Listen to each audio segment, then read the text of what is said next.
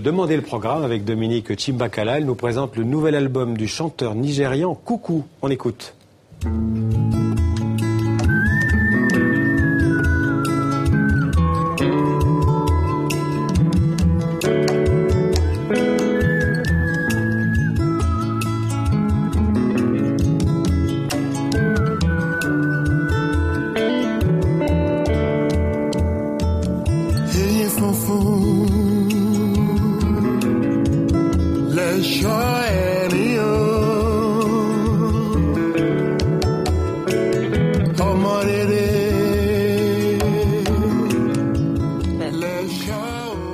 Voilà un court extrait donc de ce nouvel album du soldat-chanteur Coucou. Il est nigérian. Oui, cet album s'appelle Open Your Eyes While You Pray. Ouvrez les yeux quand vous priez. En français, c'est le titre donc de ce nouvel album. Alors Coucou, effectivement, c'est un ancien soldat de l'armée américaine qui s'est reconverti dans la chanson et aujourd'hui, il se veut vraiment un chanteur engagé, capable d'éclairer ceux qui l'écoutent. Je vous propose de regarder le reportage tourné avec Vincent Fayolle et Paul Hautefort. Open your eyes while you pray, 'cause they'll take you for a ride while you're screaming hallelujah. Be caution, my friend, while you pray, 'cause they'll stab you in the back like Judas did to Jesus. Ce disque parle de vigilance, de lucidité, de conscience pour les Africains. Je vois les dangers de la religion dans le monde. Boko Haram au Nigeria, le groupe État islamique, même le christianisme dans la manière dont il exploite beaucoup de gens en Afrique. Donc je dis juste, ok, croyez si vous voulez, mais soyez vigilants, ne donnez pas votre argent aux églises pour que le pasteur roule en 4x4 et que vous n'ayez plus rien à manger.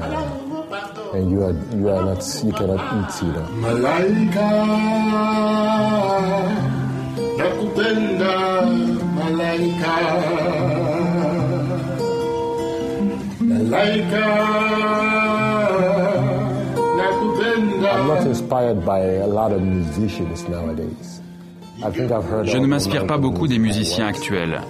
Je pense que j'ai écouté assez de musique américaine et je suis plutôt vieille école. Les Taboulés, Fela Kuti, les Africains de la vieille école, les Franco, Hugues Masekela, Myriam Makeba. Leurs chansons s'inscrivaient dans un contexte. Elles avaient du sens, vraiment.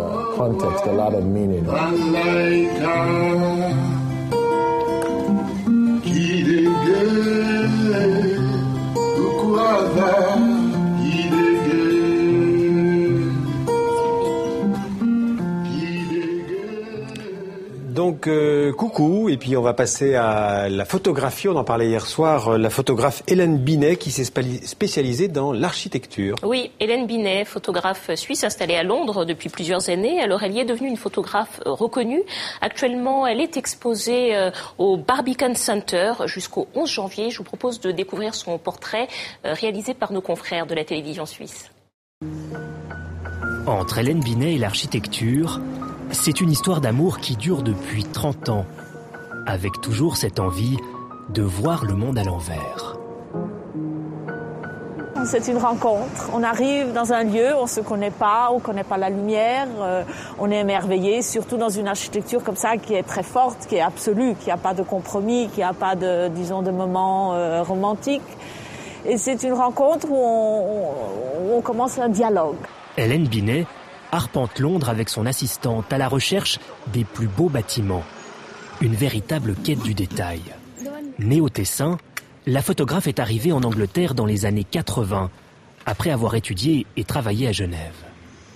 J'étais une jeune photographe et on m'a donné la possibilité de travailler très rapidement. Si votre travail plaisait, eh ben, c'est bon. On avait une possibilité. Donc c'est un sens de liberté. Reconnue pour son travail exigeant, Hélène Binet est exposée à la prestigieuse galerie londonienne du centre Barbican, aux côtés des plus grands photographes d'architecture. Ces photos du musée juif de Berlin ont impressionné le curateur. Elle est incroyablement modeste, ce qui n'est pas toujours le cas avec les artistes. Et il y a une passion chez elle pour créer, pour faire un travail qui a une signification. Ces clichés en noir et blanc ont permis à la photographe de collaborer avec les architectes les plus réputés, mais en toute modestie, bien sûr. La photographe suisse Hélène Binet. Alors on va terminer, Dominique, avec les bons résultats du cinéma français pour 2014. Oui, alors on a eu les chiffres. C'est une excellente année, excellent cru. Plus de 208 millions de spectateurs. Ça veut dire une hausse de plus de 7%. Alors c'est la deuxième meilleure année pour le cinéma français depuis 1967. 3 films ont été les locomotives. On reconnaît ici Qu'est-ce qu'on a fait au bon Dieu.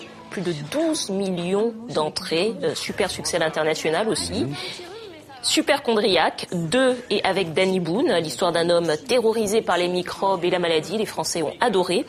Et puis il y a également Lucie, ce thriller de Luc Besson. Lucie et Superchondriac, ces 2 derniers films qui ont tous les 2 été vus par plus de 5 millions de personnes en France. Un bon cru pour le cinéma 2014. Merci Dominique, à demain.